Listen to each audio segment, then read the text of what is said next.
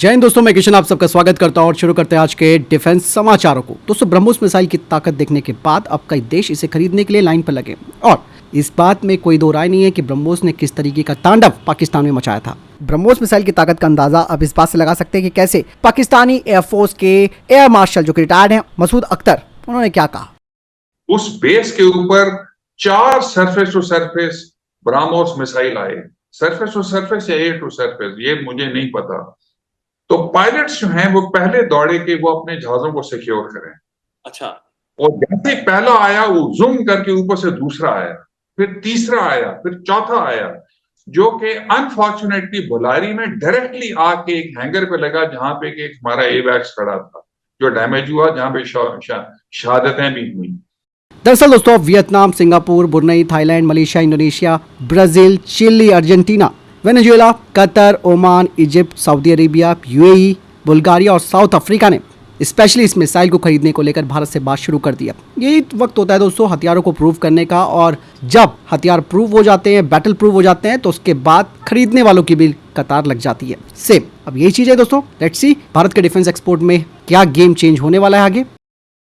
दोस्तों, भारत की आकाश मिसाइल को लेकर अब सबसे बड़ी टेंशन जो है वो तुर्की और अजरबैजान को हो गई है, क्योंकि दोस्तों आपको याद होगा कि कुछ वक्त पहले और पिछले साल की मैं बात करना चाहूंगा, जब अजरबैजान ने स्पेशली कहा था कि भारत के हथियार लो क्वालिटी के हैं, ये कोई प्रूवन नहीं है। लेकिन इस बार जब आकाश एयर डिफेंस सिस्टम ने अपने आप को साबित किया, तब अब इनको खुजली लगने लगी है कि भैया ये हथियार अगर आप अर्मीनिया को दोगे, और अर्मीनिया तो जो कि ऑलरेडी ले भी चुका है, तो इससे क्षेत्रीय शांति को खतरा पैदा होगा। मतलब साफ है कि अब इनके ड्रोन्स की खैर नहीं है। और ये बात दोस्तों स्पेशली तुर्की के फॉर्मर मिलिट्री अताशे ने कही है, जो कि इस मिसाइल से अब काफी डरने लगे हैं। देखते ना सुर कैसे बदल जाते हैं। यही वक्त था, मैंने कहा था ना कि अपने हथियारों को प्रूव करने का। भारत हालांकि पूरे तरीके से नहीं कर पाया क्योंकि जल्द ही युद्ध विराम हो गया, लेकिन इतना है कि खौफ पैदा कर दिया है। इन हथियारों ने दोस्तों चाइना के हथियारों की भी पोल खोल के रख दी दुनिया के सामने। और अब तो खबरें दोस्तों ये भी आ रही है कि जिन देशों ने चाइना से HQ-9 खरीदे हैं या उनसे खरीदने का फैसला किया है, या तो वो अपने फैसले पर पछतावा कर रहे हैं, या फिर जो देश इसे खरीदना चाहते हैं वो दोबारा से इसके बारे में सोचने लगे हैं, क्योंकि भारतीय हमलों में केवल कुछ मिनटों में HQ-9 खत्म कर दिया गया था। फिलहाल हम बात कर रहे हैं यहाँ पर आकाश सैम सिस्टम की। प्रूवन हथियार सिस्टम है और स्पेशली दोस्तों ये ड्रोन्स को टारगेट कर सकता है, प्लस फाइटर जेट्स को भी ये निशाना बना सकता है। और अर्मीनिया दोस्तों इस आकाश एयर डिफेंस सिस्टम से काफी सारा एरिया कवरेज कर सकता है। यहाँ पर दोस्तों तुर्की के मिलिट्री अताशे ने ये भी कहा है कि ये खरीद जो है वो प्रोएक्टिव मूव है अर्मीनिया के द्वारा। अब आप देखिए दोस्तों, वो तो ठीक हुआ इनके सामने इनके बैराकटर TB2 ड्रोन और एकेंसी नहीं आया आकाश के सामने, नहीं तो जो फजीहत तुर्की की होती वो दुनिया जानती। लेकिन पता है कि भैया आगे जंग अगर होगी तो फिर अर्मीनिया और अजरबैजान के बीच होगी, और फिर ये अपने ड्रोन्स का इस्तेमाल करेगा। तब पता चलेगा कि भाई तुर्की के ड्रोन्स अब कितने सक्षम है हमारे सैम सिस्टम के सामने। इवन दोस्तों पाकिस्तान बहुत चालाक देश है, आप सबको मालूम है, और इसने हमारे S-400 को खत्म करने के लिए चाइना के द्वारा तैयार की गई CM-400 AKG सुपरसोनिक मिसाइल का इस्तेमाल किया था। लेकिन पाकिस्तान का ये वार S-400 ने खत्म कर दिया, क्योंकि दोस्तों यहाँ पर मैं बता दूं कि चाइना के द्वारा ये जो मिसाइल बनाई गई है वो स्पेशल कैरियर किलर के रूप में जानी जाती है। ये काफी हाई स्पीड में होती है, जिससे कि इंटरसेप्ट करना मुश्किल हो जाता है। इस मिसाइल की रेंज दोस्तों 240 से 250 किलोमीटर है। इसे JF-17 थंडर फाइटर जेट से ही दागा जाता है, यानी कि अब इनकी एंटी शिप मिसाइल की पोल भी खुल गई है। S-400 दोस्तों बाप है इनका, इनको पता होना चाहिए। आई थिंक ये लोग थोड़ा सा इसे समझ नहीं पाए। इनको लगा कि हम अपनी इस गेम चेंजर मिसाइल को S-400 पर दागेंगे और फिर तमाशा देखेंगे। तमाशा किसका हुआ, दुनिया ने देखा। पाकिस्तानियों को लगा कि उनकी इस मिसाइल का जो क्वाजी बैलिस्टिक फ्लाइट प्रोफाइल है, इस वजह से इसे S-400 के रडार और मिसाइल इंटरसेप्टर रोक नहीं पाएंगे। चलिए बढ़ते नेक्स्ट अपडेट की तरफ दोस्तों। DRDO ने स्वदेशी रूप से अब सी वाटर डिसैलिनेशन टैंक को तैयार कर लिया है अपनी वॉरशिप्स के लिए। डिसैलिनेशन होता है, उसका मतलब होता है कि ये समुद्र के पानी में जो नमक होता है और इसके अलावा जो इम्प्योरिटीज होती है उन्हें हटाता है और पानी को पीने योग्य बनाता है। ये काफी महत्वपूर्ण टेक्नोलॉजी है। अब इसे DRDO ने स्वदेशी रूप से तैयार कर लिया है और इसका टेस्ट इंडियन कोस्ट गार्ड के जहाजों पर किया गया और इसके 500 घंटों तक परीक्षण चले हैं, जिसके बाद इसे फाइनल मंजूरी दे दी गई है। इस बार दोस्तों भारतीय नौसेना को मौका नहीं मिला ऑपरेशन सिंदूर में अपना कर्तव्य दिखाने का, लेकिन इतना तय था कि अगर भारतीय नौसेना एक्टिव हो जाती तो पाकिस्तान को आप ये लगा लीजिए कि इसका अंदाजा नहीं रहता कि कितना बड़ा नुकसान होता।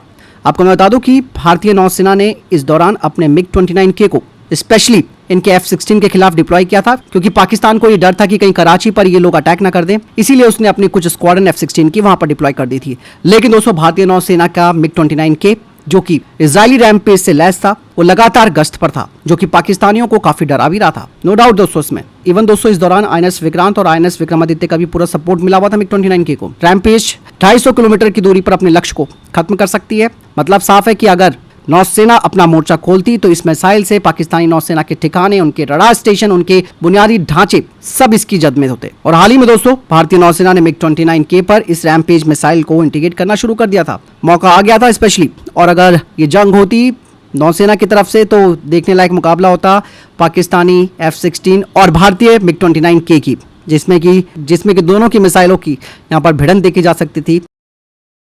पाकिस्तानियों को देखकर दोस्तों एक बात कही जा सकती है कि भैया हार भी जाओ, लेकिन हार का जश्न ऐसे बनाओ कि जैसे कि हम जीत गए हों। सेम दोस्तों इन्होंने क्या किया कि भारतीय प्रधानमंत्री ने जैसे कि हाल ही में आदमपुर एयरबेस में उन्होंने अपना भाषण दिया था, जिसके पीछे साफ तौर पर S-400 भी दिख रहा था, जिसको मार गिराने का दावा ये कर रहे थे। सेम अब शहबाज शरीफ ने इसी की कॉपी करते हुए अपने सियालकोट में मौजूद आर्मी कैंप का दौरा किया, और जिस टैंक के ऊपर ये खड़े हैं, साथ ही इसका ये मुनीर खड़ा है, ये टैंक तो इस्तेमाल भी नहीं हुए कहीं। ये अपने सैनिकों की हौसला अफजाई ऐसे कर रहे हैं कि सोशल मीडिया पे इनके मीम्स बन गए। एक बार फिर दोस्तों पाकिस्तान ने भारत के ऊपर ड्रोन भेजने की कोशिश क्या की, भेजा ही इन्होंने, और इसे भी आसानी से टारगेट कर लिया गया हमारी आर्मी के द्वारा। दरअसल दोस्तों ये जो ड्रोन था वो तुर्की का निर्मित ड्रोन है, जिसका नाम यीहा 3 ड्रोन है। ये ड्रोन दोस्तों, इस ड्रोन का मलबा एक हाई टेंशन बिजली के तारों पर उलझा हुआ पाया गया। ये ड्रोन भी काफी एडवांस माना जाता है दोस्तों, जिसका इस्तेमाल लगातार पाकिस्तान भारत के खिलाफ कर रहा था। हालांकि भारतीय सेना बिल्कुल अलर्ट मोड पर थी, भैया रात हो या दिन ये कभी भी ड्रोन भेज सकते हैं, इसीलिए इसे तुरंत समय रहते मार गिराया गया।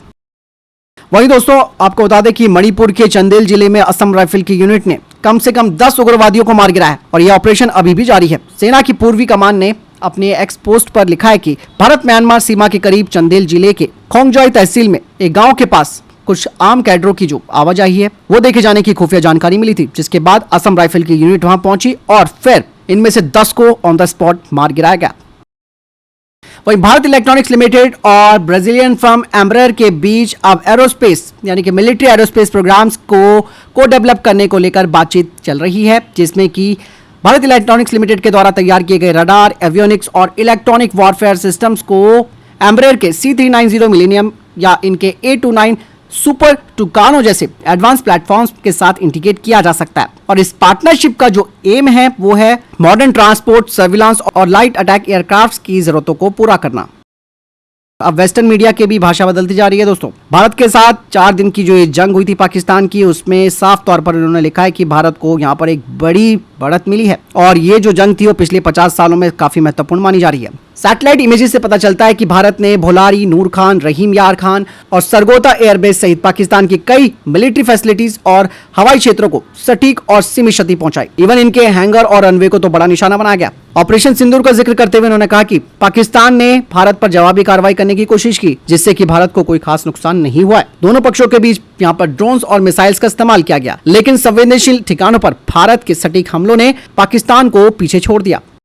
वहीं भारतीय सेना की त्रिशक्ति कोर ने एक्सरसाइज तीसरा प्रहार के दौरान अपने पैदल सेना यानी कि इन्फेंट्री, आर्टिलरी, आर्मर्ड और मैकेनाइज्ड इन्फेंट्री, स्पेशल फोर्सेस और एविएशन इंजीनियर्स और सिग्नल्स का प्रदर्शन किया।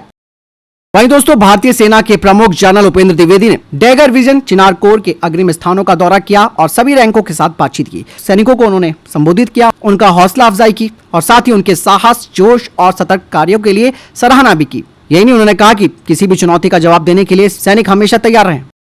वहीं दोस्तों पंजगुर बलूचिस्तान में बलूच लिबरेशन आर्मी ने पाकिस्तानी सेना के काफिले पर घातक हमले किए, जिसमें कि 14 पाकिस्तानी सैनिक मारे गए हैं, कई घायल हुए हैं, कई उनके जो व्हीकल्स हैं वो नष्ट हो गए। BLA लगातार वीडियोस जारी कर रही है। तुर्की के राष्ट्रपति एर्दोगन ने एक बड़ा बयान दिया है। ये दोस्तों भारत के खिलाफ ये देश पूरी तरीके से तैयार हो चुका है, इसका इलाज करना जरूरी है। एर्दोगन बोलता है कि तुर्की भारत के खिलाफ पाकिस्तान के साथ खड़ा है और खड़ा रहेगा, चाहे परिणाम कुछ भी हो। कोई भी आर्थिक नुकसान तुर्की को मुस्लिम भाई पाकिस्तान के साथ खड़े होने से नहीं रोक पाएगा। अब बताते हैं ना दोस्तों, अब शुरू हो गया दोस्तों, भारत ने टर्की का बाइकआउट करना शुरू कर दिया है। ट्रैवल एजेंसीज ने वहां पर लोगों को ना जाने की सलाह दी है, इवन इनके सामान को भी ना खरीदने का आह्वान किया है।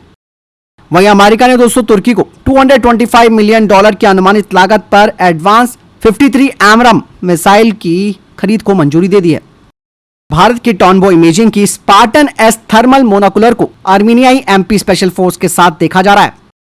वहीं दोस्तों भारत की आर्मर्ड व्हीकल निगम लिमिटेड और भारत इलेक्ट्रॉनिक्स लिमिटेड ने व्हील्ड आर्मर व्हीकल्स के लिए नेक्स्ट जनरेशन इलेक्ट्रॉनिक सिस्टम को बनाने को लेकर पार्टनरशिप की है और ये जो स्ट्रेटेजिक पार्टनरशिप है वो इन दोनों पीएसयूज के बीच की गठजोड़ता को दिखाता है। डीआरडीओ और टाटा एडवांस सिस्टम के द्वारा तैयार किया गया वेब प्लेटफॉर्म ट्रैक व्हीकल्स की तुलना में बेहतर गतिशीलता, कम रखरखाव लागत और अनुकूल क्षमताएं प्रदान करता है। इसे किसी भी टेरेन में ऑपरेट किया जा सकता है। इस पार्टनरशिप के तहत जो इलेक्ट्रॉनिक सिस्टम्स बनेंगे उसमें advance fire control system, sighting system, communication modules और potentially AI driven situational awareness tools होंगे, जो कि हमारे सैनिकों की लेथैलिटी और सर्वाइवलिटी को भी बढ़ाएगा। वह जम्मू कश्मीर के पुलवामा जिले में दोस्तों सुरक्षा बलों को एक बड़ी सफलता मिली और यहां पर एक बड़ी मुठभेड़ हुई है जिसमें जैश ए मोहम्मद के 3 आतंकवादियों को ढेर कर दिया गया। मारे गए आतंकवादियों की पहचान हो चुकी है, जिसमें कि आफिस अहमद शेख, आमिर नाजिर वानी और यावर अहमद भट्ट है। ये तीनों ही पुलवामा जिले के रहने वाले थे। आप देखिए दोस्तों, कश्मीर में रहते हुए वहीं का खाना खाते हुए, वहीं का नमक खाते हुए ये देश के खिलाफ गद्दारी कर रहे थे। इन्हें पहुंचा दिया गया है सही सलामत इनकी 72 हुरों के पास, जहां इनको लगता है कि मरने के बाद जिंदगी शुरू होती है। तो फिलहाल ये थे अभी तक के टॉप डिफेंस अपडेट। वीडियो के सामने कोई प्रश्न जवाब या आपका कोई सवाल है कमेंट सेक्शन में जरूर पूछ सकते हैं। वीडियो को दोस्तों लाइक जरूर कीजिएगा, शेयर भी कीजिएगा। जय हिंद, वंदे मातरम।